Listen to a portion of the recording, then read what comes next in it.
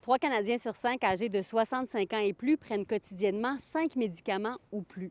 C'est beaucoup et ça peut entraîner des effets secondaires néfastes qui vont réduire leur qualité de vie. C'est pourquoi un groupe de chercheurs du Centre de recherche sur le vieillissement de Sherbrooke se penche sur la déprescription. En fait, nos personnes aînées prennent un nombre assez important de médicaments. Il y a certains médicaments qu'on appelle les médicaments psychotropes qui sont associés à une réduction de la mobilité, par exemple la vitesse de marche, l'équilibre aussi. Donc, on veut, chez ces personnes-là, réévaluer leur pharmacothérapie pour proposer, des fois, quand c'est pertinent, une déprescription, c'est-à-dire soit réduire des doses de médicaments ou les arrêter. Mais c'est pas rare de voir des piluliers. Quand on dit 5 médicaments par jour, c'est pas tant que ça comparé à tout ce que vous me montrez, là. Non, plusieurs patients vont prendre 10, 15, 20, 25 médicaments par jour. Puis certains médicaments vont avec des prises multiples par jour.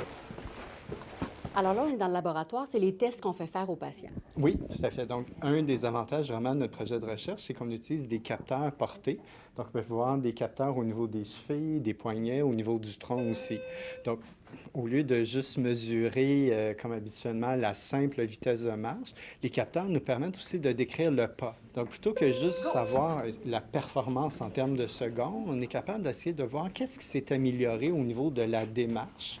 Puis dans le milieu, est-ce que tous, vous travaillez un peu vers la déprescription? Est-ce que c'est un objectif commun dans le réseau de la santé, finalement?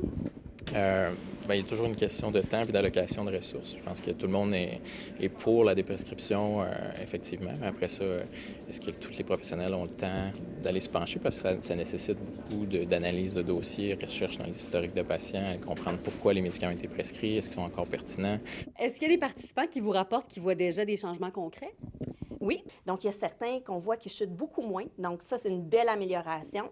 Il y en a aussi des fois qui dorment très, très tard à cause de la médication, jusqu'en après-midi. Puis là, ils nous rapportent qu'ils se lèvent plus de bonne heure, peut-être vers 10 heures, qu'ils peuvent profiter de leur journée.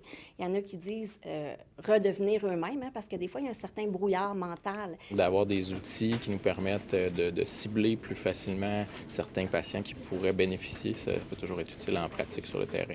Le professeur Cossette est toujours à la recherche de participants pour compléter son étude. À Sherbrooke, Fanny Lachance-Paquette pour Nouveau Info.